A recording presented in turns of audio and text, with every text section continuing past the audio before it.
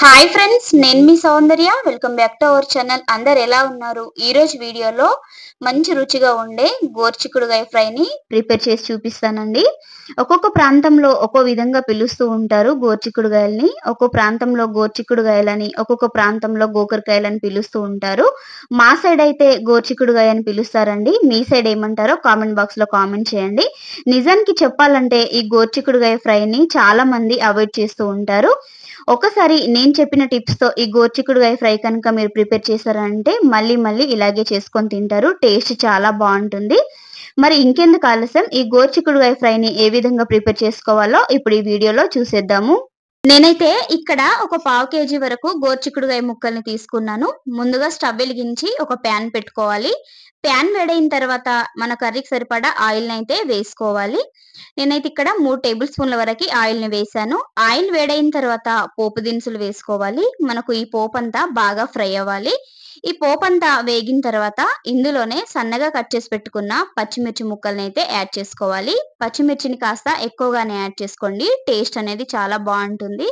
ఈ పచ్చిమిర్చిని వేసుకున్న తర్వాత సన్నగా కట్ చేసి పెట్టుకున్న ఉల్లిపాయ ముక్కల్ని కూడా యాడ్ చేసుకోవాలి. ఉల్లిపాయ ముక్కల్ని యాడ్ చేసుకున్న తర్వాత ఒకసారి బాగా కలిపేసుకోండి.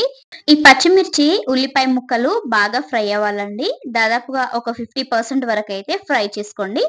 ఇలా ఫ్రై చేసుకున్న తర్వాత ఒక 4, 5 వెల్లుల్లిని ఒలుచుకొని ఇలా కచ్చపచ్చగా దంచి వేసుకోండి.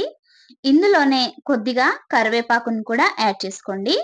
ఈ వెల్లుల్లిని కాస్త కచ్చపచ్చగా దంచి వేయడం వల్ల మనకు కర్రీ ఫ్లేవర్ అనేది చాలా బావుంటుంది. టేస్ట్ కూడా చాలా బావుంటుంది. ఈ వెల్లుల్లి పచ్చివాసన పోయేంత వరకు ఒకసారి బాగా కలిపేసుకోండి. ఇలా బాగా కలిపేసుకున్న తర్వాత ఇందులోనే ఫ్రెష్‌గా ప్రిపేర్ చేసి పెట్టుకున్న అల్లం వెల్లుల్లి పేస్ట్‌ని కూడా యాడ్ చేసుకోవాలి. కొద్దిగా పసుపుని కూడా యాడ్ చేసుకోండి. ఇప్పుడు టేస్ట్‌కి సరిపడా సాల్ట్‌ని అయితే యాడ్ చేసుకోవాలి. నేనైతే ఇక్కడ ఒక టేబుల్ స్పూన్ వరకి సాల్ట్‌ని యాడ్ చేస్తున్నాను. సాల్ట్‌ని యాడ్ చేసుకున్న తర్వాత మరోసారి బాగా కలుపుకోవాలి. అల్లం ఎల్లిగడ్డ పేస్ట్ అనేది బాగా ఫ్రై అవ్వాలండి. చూడండి, ఇలా కలుపుతూ బాగా ఫ్రై చేసుకోండి. పచ్చిమిర్చి, ఆనియన్స్ బాగా ఫ్రై అయిన తర్వాత ఇందులోనే మనము ఫ్రెష్‌గా కడిగి పెట్టుకున్న గోకరకాయ ముక్కల్ని అయితే యాడ్ చేసుకోవాలి. చూడండి, ఇలా గోరుచిక్కుడుగాయ ముక్కల్ని యాడ్ చేసుకున్న తర్వాత ఒకసారి బాగా కలిపేసుకోవాలి. నా ఛానల్‌ని కనుక ఫస్ట్ టైమ్ చూస్తున్నట్టయితే ప్లీజ్ అండి నా ఛానల్‌ని సబ్స్క్రైబ్ చేసుకొని సపోర్ట్ చేయండి. చూడండి, ఇలా బాగా కలిపేసుకొని మూత పెట్టేసి ఒక 5 నిమిషాల పాటు ఉడికించుకోవాలి. 5 నిమిషాల తర్వాత మూత తీసి చూపిస్తున్నాను చూడండి. ఇలా 5 నిమిషాల తర్వాత మూత తీసి మధ్య మధ్యలో కలుపుకుంటూ ఫ్రై చేసుకోవాలి. లేదంటే అడుగంటిపోతుంది. ఇలా అడుగంటకుండా మధ్య మధ్యలో ఇలా కలుపుతూ ఫ్రై చేసుకోవాలి. ఇప్పుడు ఇందులోనే సన్నగా కట్ చేసి పెట్టుకున్న టమాటో ముక్కల్నయితే యాడ్ చేసుకోవాలి. మీరు కావాలంటే ఎక్కువ టమాటాల్ని యాడ్ చేయొచ్చు. నేనైతే ఇక్కడ ఒకటే టమాటాని యాడ్ చేశాను. చూడండి, టమాటాల్ని యాడ్ చేసుకున్న తర్వాత బాగా కలిపేసుకొని మరో 2, 3 నిమిషాల పాటు మూత పెట్టేసి ఉడికించుకోవాలి. ఇలా మూత పెట్టడం వల్ల మనకు టమాటాలనేవి బాగా మగ్గిపోతాయి. ఈ టమాటాలు మగ్గేలోపు మరోవైపు స్టవ్ వెలిగించి ఒక ప్యాన్ పెట్టుకోవాలి. ప్యాన్ వేడయ్యాక ఇందులోనే ఒక 2 గుప్పిళ్ళ పల్లీలనైతే యాడ్ చేసుకోండి. చూడండి, ఇలా పల్లీలను వేసుకున్న తర్వాత గ్యాస్‌ని మీడియం ఫ్లేమ్‌లో పెట్టి బాగా ఫ్రై చేసుకోవాలి. హై ఫ్లేమ్‌లో పెట్టి ఫ్రై చేయకండి. మీడియం ఫ్లేమ్‌లో పెట్టి ఇలా బాగా ఫ్రై చేసుకోవాలి. చూడండి, ఇలా ఫ్రై చేసుకున్న తర్వాత పల్లీల పైనున్న పొట్టునంతా తొలగించేసి వీటిని మనము మిక్సీ పట్టుకోవాలి. నేనైతే ఇందులో దంచుకుంటున్నానండి. ఇలా కాస్త కచ్చపచ్చగా మిక్సీ పట్టుకోండి. ఇలా పల్లి పౌడర్‌ని మిక్సీ పట్టేసుకున్నాం కదా! ఇప్పుడు మూత తీసేసి ఈ పల్లి పౌడర్‌నైతే కర్రీలోకి యాడ్ చేసుకోవాలి.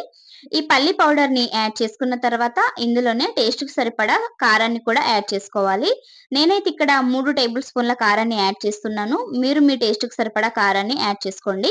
ఈ పల్లి పౌడర్ అనేది కాస్త బరకగానే మిక్సీ పట్టుకోవాలండి. అప్పుడే మనకు కర్రీ టేస్ట్ అనేది చాలా బావుంటుంది. తినేటప్పుడు ఆ పల్లి పలుకులనేవి మన పంటి కింద పడి టేస్ట్ అనేది చాలా బావుంటుంది. ఇలా బాగా కలిపేసుకొని దీనిపైన మూత పెట్టేసి ఒక 2 నిమిషాల పాటు అలా వదిలేయాలి. 2 నిమిషాల తర్వాత మూత తీసి చూపిస్తున్నాను చూడండి. మనకు పల్లి పౌడర్ అనేది చాలా చక్కగా ఫ్రై అయిపోయింది. టమాటాలు కూడా బాగా ఫ్రై అయ్యాయి. ఇలా బాగా ఫ్రై అయిన తర్వాత ఒకసారి బాగా కలిపేసుకోండి. ఇలా కలిపేసుకొని ఇందులోనే సన్నగా కట్ చేసి పెట్టుకున్న కొత్తిమీరనైతే యాడ్ చేసుకోవాలి. ఈ కొత్తిమీరని కాస్త ఎక్కువగానే యాడ్ చేయండి. కొత్తిమీరని ఎక్కువగా యాడ్ చేయడం వల్ల మనకు టేస్ట్ అయినా, ఫ్లేవర్ అయినా చాలా చాలా బావుంటుంది. చూడండి, ఇలా కొత్తిమీరని యాడ్ చేసిన తర్వాత ఒకసారి బాగా కలిపేసుకోండి.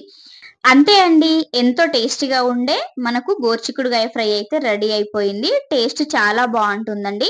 చూడండి చూపిస్తున్నాను. కర్రీ అనేది మనకు చాలా చక్కగా ఫ్రై అయిపోయింది కదా! ఇలా బాగా కలిపేసుకున్న తర్వాత మూత పెట్టేసి స్టవ్ ఆఫ్ చేసేయడమే. అంతే అండి. మనకు సింపుల్ అండ్ టేస్టీ గోరుచిక్కుడుగాయ ఫ్రై అయితే రెడీ అయిపోయింది. ఇలా స్టవ్ ఆఫ్ చేసుకున్న తర్వాత ఇలా రెడీ అయిన కర్రీని ఒక ప్లేట్‌లోకి సర్వ్ చేసుకోవడమే. నిజానికి గోరుచిక్కుడుగాయ ఫ్రైని చాలా మంది అవాయిడ్ చేస్తూ ఉంటారు కదా! కానీ నేను చెప్పిన టిప్స్‌తో ఒకసారి గోరుచిక్కుడుగాయ ఫ్రైని ట్రై చేయండి. తినని వాళ్ళు కూడా చాలా ఇష్టంగా తింటారు.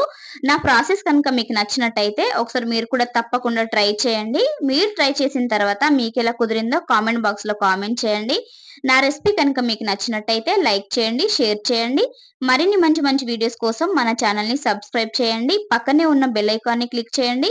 బెల్ ఐకాన్‌ని క్లిక్ చేయడం వలన నేను పెట్టే ప్రతి వీడియో నోటిఫికేషన్ రూపంలో మీకు చేరుతుంది. Okay friends. బాయ్ మరి.